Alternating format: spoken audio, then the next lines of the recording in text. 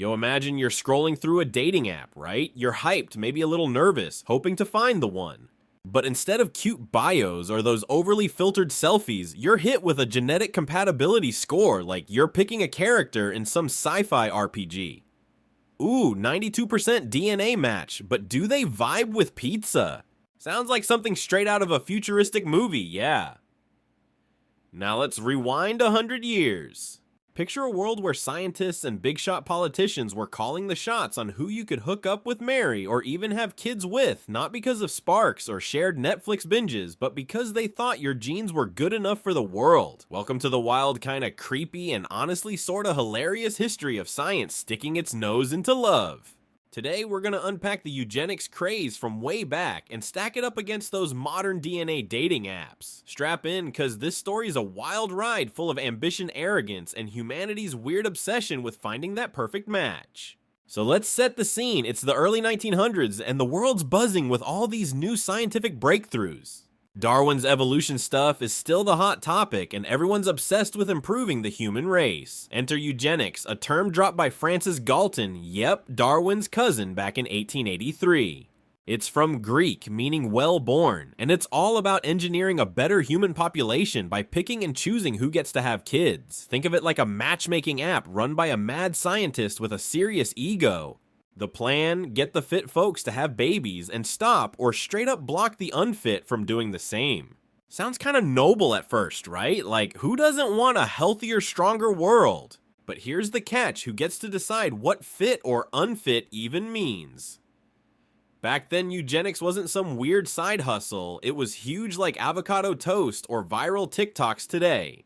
In the US, it had the backing of big players, universities, charities, even presidents. Teddy Roosevelt was all about it, going on about race suicide if the right people didn't pop out enough kids. Over in Europe, dudes like Winston Churchill and George Bernard Shaw were drinking the eugenics Kool-Aid too. It was pitched as this shiny path to progress, a way to science the heck out of society's problems, poverty, crime, disease, you name it.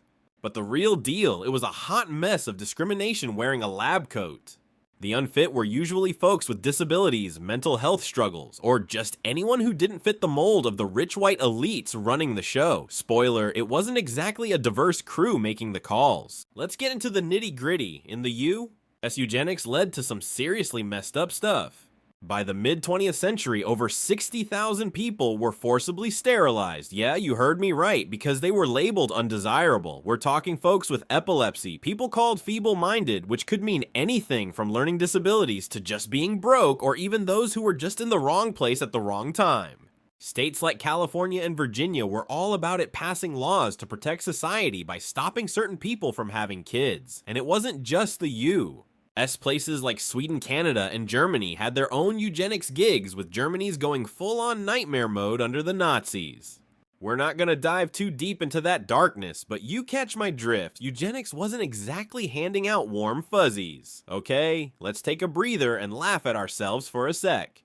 While our great-grandparents were getting their family trees judged by some expert with a measuring tape and a bad attitude here, we are freaking out over whether our dating profile screams funny or try hard. Back then, they were all about perfect genes, measuring skull sizes, or checking how pure your lineage was. Now we're spitting into tubes for 23andMe, or signing up for apps that promise to find our genetically perfect soulmate.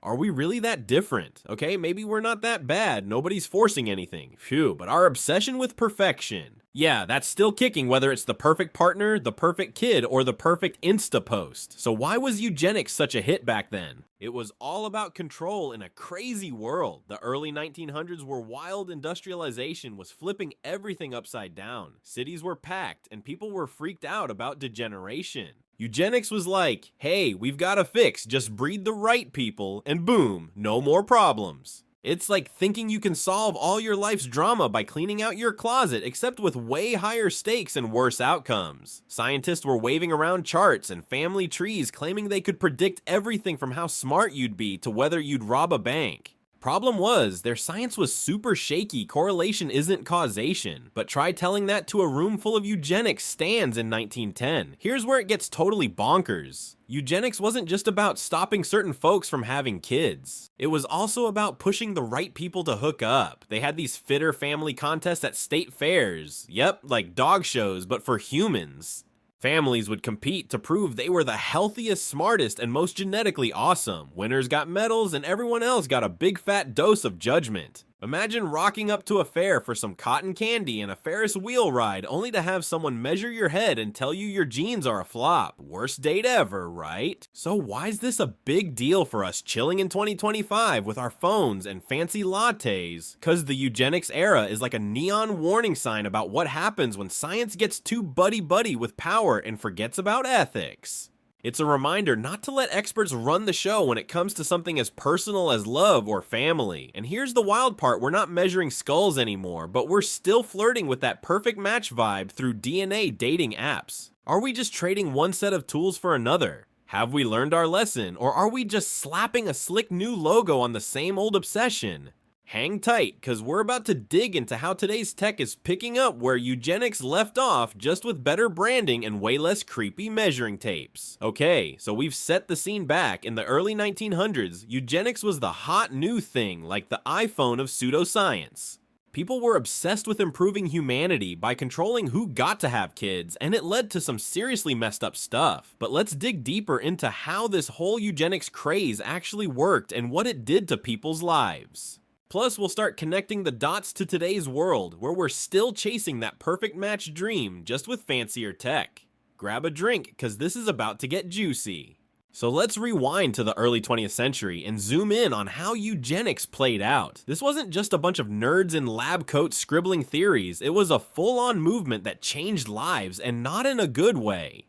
The big idea was to purify the gene pool by encouraging the right people to have kids and stopping the wrong ones. Sounds like a dystopian dating show, right? Except instead of roses, you got policies like forced sterilizations. In the U.S., over 60,000 people, mostly folks with disabilities, mental health issues, or just bad luck, were sterilized against their will by the mid-20th century.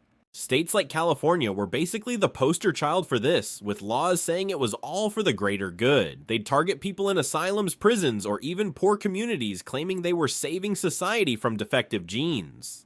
Yikes, right, but it wasn't just about stopping people from having kids. Eugenics was also about playing matchmaker for the elite. They'd hold these fitter family contests at state fairs. Think of it like a beauty pageant, but instead of swimsuits, they're judging your family tree. Families would show up hoping to win a shiny medal for being the most genetically superior. Like, imagine your grandma strutting her stuff at the county fair, not for her apple pie recipe, but for her prime DNA. And if you didn't make the cut, you'd walk away with a bruised ego, and maybe a lecture about why your genes weren't up to snuff. It's almost funny until you remember the real harm, like people's lives were being controlled based on this junk science. Now let's talk about why this happened. The early 1900s were a chaotic time. Think industrialization, cranking up cities, getting packed, and everyone freaking out about crime and poverty. Eugenics was like the ultimate quick fix. Oh, society's a mess. Let's just breed better people. Scientists would pull out these fancy charts, claiming they could predict who'd be a genius or a criminal based on their family history. Problem was, their science was about as solid as a TikTok conspiracy theory. They'd measure stuff like skull size or eye color and call it proof of superiority. Meanwhile, they ignored actual science like how environment and opportunity shape people way more than genes alone. But nuance doesn't sell when you're trying to push a grand plan to fix humanity. Here's where it gets even crazier. Eugenics wasn't just an American thing, it was global. In Europe, countries like Sweden and Britain had their own programs, but Germany took it to a whole other level with the Nazis. They used eugenics to justify some of the worst atrocities in history, and we all know how that turned out. It's a grim reminder of what happens when you let a bad idea run wild with no ethical breaks. Back in the U.S., even after the horrors of World War II made people question eugenics, some states kept their sterilization laws on the books into the 1970s. Yeah, the 1970s. That's how deep this mindset ran. Alright, let's lighten things up for a sec and laugh at ourselves. Back then, they were obsessed with perfect genes, measuring heads, and charting family trees like it was a full-time job. Today, we're not that different, we're just doing it with better tech. Ever sent your spit to 23andMe to find out if you're 2% Viking, or maybe you've seen those DNA dating apps that promise to match you with someone whose genes are like scientifically perfect for you? It's like Eugenics got a glow up, traded the creepy calipers for a sleek app interface. But are we really that far off from those old school eugenicists? I mean, we're not forcing anyone to do anything, thankfully, but we're still chasing that dream of perfection, whether it's the perfect partner or the perfect kid. Let's talk about what made eugenics so dangerous. It wasn't just the bad science, it was the total lack of consent. People weren't choosing to be part of this grand experiment, they were forced into it. Families were torn apart and individuals were stripped of their basic rights, all because someone with a clipboard decided their genes weren't up to par. Compare that to today's DNA dating apps, where at least you're choosing to upload your genetic info. But even now there's a vibe of science knows best that feels a little too close to the eugenics era. Like, are we really cool with letting algorithms decide who's our ideal match? And what happens when those apps start suggesting who's best for making babies? It's not dystopian yet, but it's giving Black Mirror vibes. So what's the long-term impact of all this? The eugenics movement didn't just fade away, it left scars. Those forced sterilizations and fitter family contests shaped how we think about science ethics and personal freedom. It's why we're so touchy about genetic privacy today. Every time you check that box agreeing to share your DNA data, you're stepping into a world that echoes those early 20th century debates. The difference? Now we've got a choice, or at least we think we do, but the big question is, are we learning from the past, or are we just remixing it with cooler gadgets? Like, are DNA dating apps just eugenics with a better playlist? Here's something to chew on if you were alive back then. How would you have dealt with this eugenics craze? Would you have been out here fighting the system, or maybe just trying to win that fitter family medal at the fair? And how do you feel about today's tech picking your dates based on your DNA? Drop your thoughts in the comments. I'm dying to hear what you think about this wild ride through science and love. Next up, we're gonna see how today's apps are carrying the torch and what it means for us chasing that perfect match dream. So we've been through the wild world of eugenics, creepy fitter family contests, forced sterilizations, and a whole lot of bad science. And we've started to see how today's DNA dating apps are kind of like eugenics' cooler tech-savvy cousin. Now let's wrap up the big points, tie it all together, and figure out what this crazy history means for us chilling in 2025. Spoiler, it's not just about the past, it's about what we're doing with love and science right now.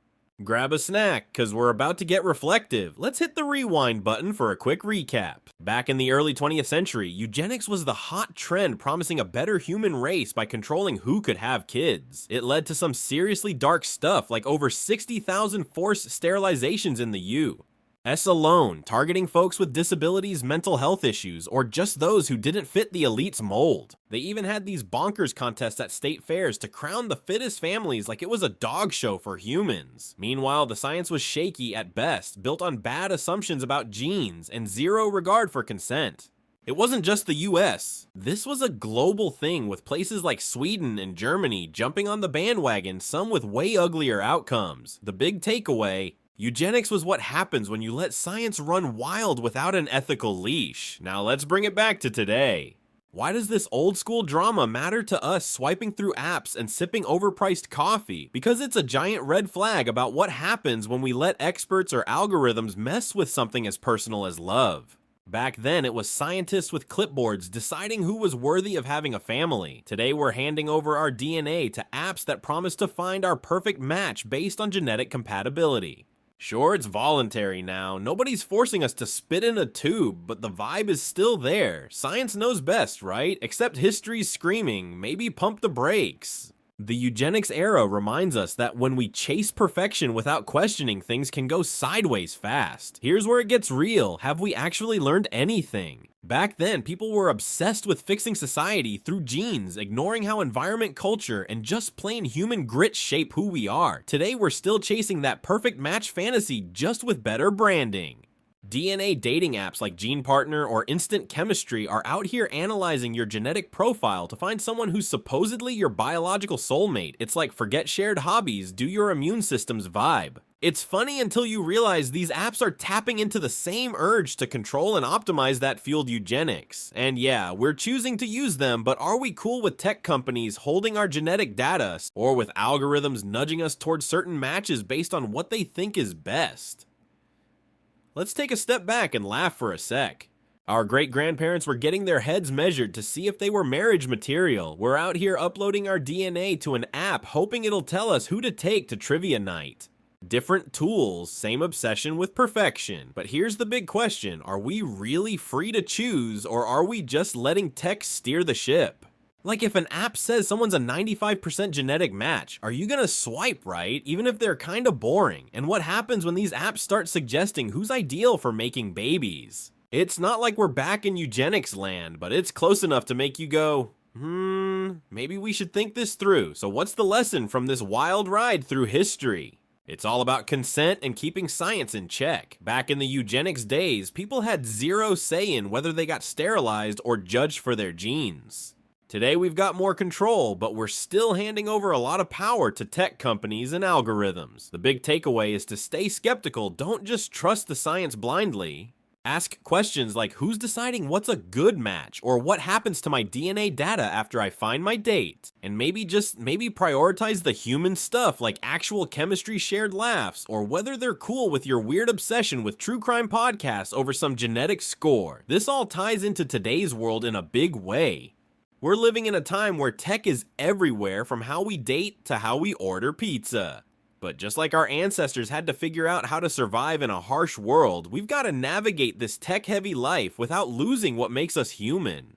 The eugenics era teaches us that chasing perfect can lead to some dark places if we're not careful. So maybe instead of obsessing over genetic compatibility, we focus on building relationships that feel right, you know? Like, maybe the perfect match isn't about DNA, it's about someone who gets your dumb jokes, or doesn't mind when you leave dishes in the sink. Here's something to think about. If you were around during the eugenics craze, how would you have handled it? Would you have been out here dodging the unfit label, or maybe trying to win that fitter family medal?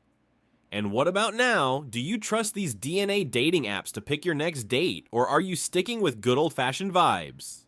Drop your thoughts in the comments, cause I'm super curious to hear what you think about this whole science and love mess. Next up, we're gonna wrap this all up and figure out what we can take away from this wild journey through the past and present. Okay, we've been on a heck of a journey, haven't we?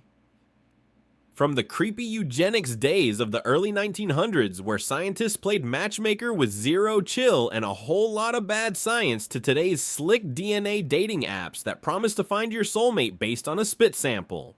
We've laughed at how our great-grandparents got their heads measured for genetic superiority and cringed at the forced sterilizations that scarred so many lives. Now let's tie it all together, figure out what this crazy history means for us, and maybe have a good think about where we're headed with this whole love and science thing. Ready for the big finish? Let's do this. So quick recap, we've been exploring this wild chapter of human history where eugenics was the hot new trend. Back in the early 20th century, folks thought they could fix society by controlling who had kids. That meant over 60,000 forced sterilizations in the US, targeting people with disabilities, mental health struggles, or just anyone the elite didn't vibe with. They even had fitter family contests at fairs, like some messed up human version of a dog show. The science was shaky, the ethics were non-existent, and it wasn't just an American thing. Countries like Sweden and Germany got in on it too, with some seriously dark consequences. Fast forward to today, and we're still chasing perfect matches, just with DNA dating apps instead of creepy calipers. It's a different game, but it's got some of that same old obsession with perfection. Now let's get real for a sec. What does all this tell us? Those eugenics days were a massive wake-up call about what happens when we let science run the show without asking tough questions. Back then, people had no say. Scientists and politicians decided who was worthy of love or kids, and it tore lives apart. Today, we're the ones choosing to upload our DNA to apps like Gene Partner, hoping for a 95% genetic match to take to trivia night. But are we really in control, or are we just handing over our personal data to tech companies who might not have our best interests at heart? It's worth thinking about. Like, what if your DNA ends up in some sketchy database, or an app nudges you toward a match that's perfect on paper but totally boring in real life? Are we cool with that? Here's the big reflection. Have we actually evolved past this stuff? The eugenics era was all about chasing a better human race, ignoring how messy and beautiful real life is. Today we're still kinda doing the same thing, just with better tech. We're swiping through apps, chasing that perfect partner, maybe even dreaming of a perfect kid with the right genes. But maybe the real lesson from our ancestors is that perfection isn't the goal. They didn't survive because they had flawless DNA, they made it through because they were scrappy, creative, and human. Maybe we should focus less on genetic scores and more on the stuff that actually matters, like finding someone who laughs at your dumb jokes or doesn't judge you for eating pizza for breakfast. So what can we take away from this wild history? First, keep science in check. It's awesome for curing diseases or building cool apps, but when it starts meddling with love and family, we gotta stay sharp. Consent is everything. Nobody should be forced into anything, whether it's a sterilization in 1920 or a sneaky data grab in 2025. Second, let's not get suckered by the perfect match hype. Whether it's a eugenics board or a dating app algorithm, nobody gets to decide who's right for you except you. And finally, let's lean into the human stuff connection. Respect maybe a shared love of cheesy rom-coms over some cold, hard genetic data. That's the real secret to surviving, just like our ancestors did. Alright, here's where you come in. What do you think about this whole science and love saga? Would you trust a DNA app to pick your next date, or are you sticking with good old-fashioned vibes? And if you were around during the eugenics craze, would you have been dodging those unfit labels or flexing for that fitter family medal? Drop your thoughts in the comments. I'm legit curious to hear what you're thinking. If you're digging this deep dive into history's wild side, hit that like button, share this video with your crew, and smash that subscribe button so you don't miss our next adventure. Oh, and if you want more crazy stories like this, check out our video on the weirdest moments in human history next. It's a total trip and you won't want to miss it. Thanks for hanging out with us through this insane journey. It's been a blast unpacking how humans have been obsessing over love and perfection forever. Stay curious, keep questioning, and we'll catch you in the next video. Have an awesome day and see you soon.